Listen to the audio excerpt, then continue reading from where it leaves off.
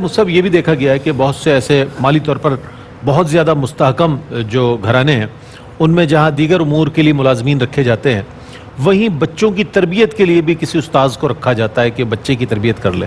تو کیا ایسی صورت میں والدین بری ذمہ ہو جائیں گے بچے کی طرف سے؟ کیا فرمائیے گا؟ یہ بھی ایک پہلو ہے اس کا. سوری جی بالکل. اگر تو ایسے اساتذہ کا انتظام کیا گیا ہے جو دینی علوم بھی اچھی طرح سمجھائیں، تربیت کو کامل کریں، تو اس میں کوئی حرج نہیں ہے.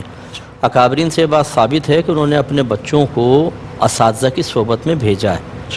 یقینی سی بات ہے کہ جتنا استاد سمجھائے گا وہ وہاں سمجھے گا، اور بہت سی چیزیں ایسی ہوتی ہیں جو گھر سے ہی سمجھائی جاتی ہیں.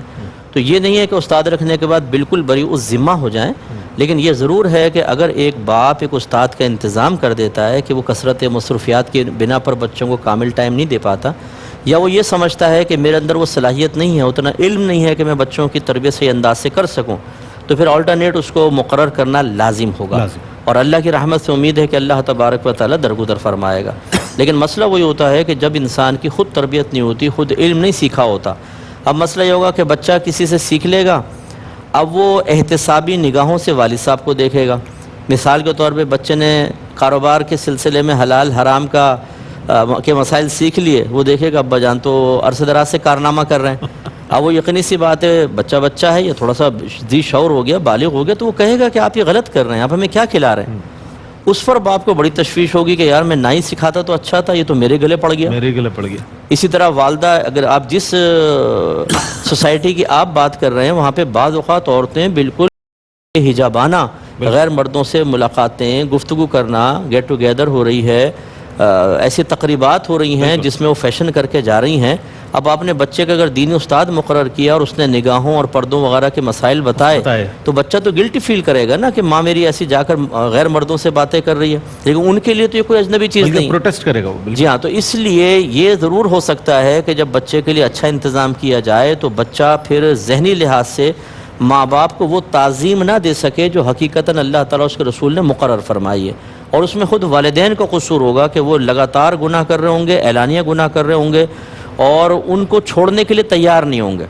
بعض ماں باپ یہ کہتے نظر آتے ہیں کہ مولوی بننا ہے بنو، ہمارے باپ نہیں بنو.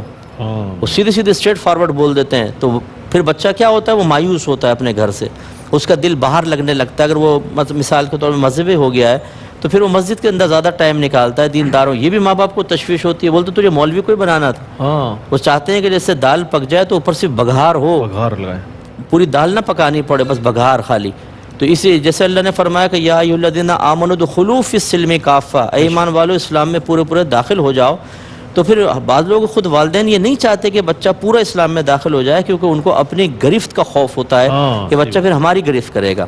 اس لیے میں گزارش کرتا ہوں سب سے کہ یہ اصول بنا لیں کہ اگر ہمیں توفیق حاصل نہیں تو ہم کسی کو کیوں روکیں.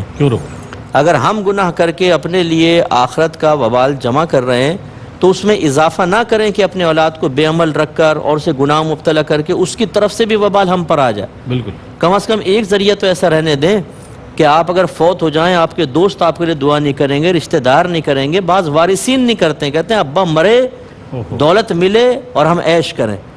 بعض سامنے آ کے کہتے نظر آئے ہیں یہ ایسے واقعات کہ تم تو سانپ بن کے دولت پہ بیٹھے ہو، دے دو ہمارا پیسہ ہمیں.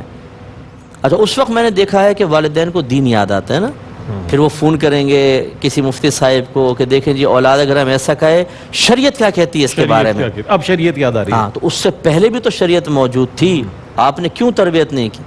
تو یوں مطلب یہ کہ بعض اوقات ایسا ہوتا ہے کہ ہمارے ہاں غلط معاملات ہو جاتے ہیں. کوشش یہ کرنی چاہیے کہ اپنے آپ کو ہم خود بھی کامل کریں اور اپنے بچوں کو وقت دیں. لیکن بہرحال نہ ہونے سے ہونا بہت بہتر ہے. اگر خود ہم یہ سمجھتے ہیں کہ ہم صحیح تربیت نہیں کر پا رہے، کوئی ٹیچر رکھیں، استاد رکھیں جو دینی اخلاقی کردار کی تعمیر کے اعتبار سے اور دنیاوی لحاظ سے بھی اچھی تعلیم و تربیت کرے، تو انشاءاللہ کچھ نہ کچھ بری ذمہ ہوں گے. کچھ نہ کچھ بری ذمہ ضرور ہو جائے گا.